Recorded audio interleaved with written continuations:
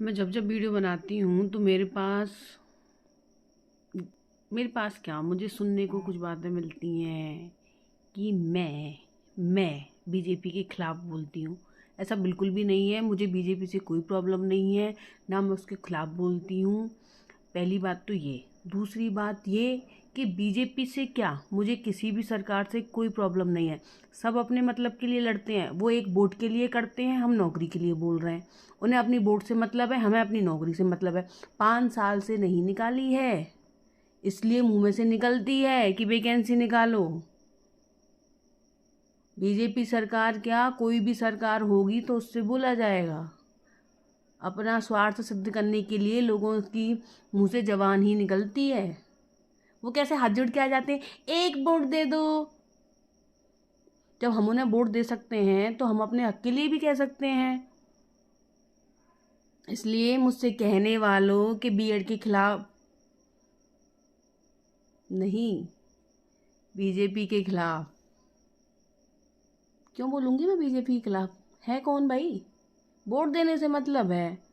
वो कर रही है जो अपने लिए कर रही है, हमारे लिए क्या कर रही है? खुद को जिताने के लिए तो करती है वो जो करती है कि हमें वोट मिलेंगे। हम अपने हक के लिए लड़ रहे हैं, बीएड में वैकेंसी लाओ बस। और ये बीएड वाले लोग कहाँ हैं? इनको समझ में नहीं आ रहा है क्या? अरे भाई, अब तो समझ जाओ, 2024 में चुनाव होने वाले हैं। ये तभी करते हैं जब इनको लगता है कि अब हमें वोट चाहिए, और जब इन्हें वोट चाहिए तो ये हमारी बात सुनने को तैयार भी रहते हैं। नहीं तो फिर 5 साल चले जाएंगे, फिर हम कहते रहेंगे हम बीएड वाले हैं, हमारे लिए वैकेंसी निकालो। बीएड कर करके बैठे रहो आराम से मस्त।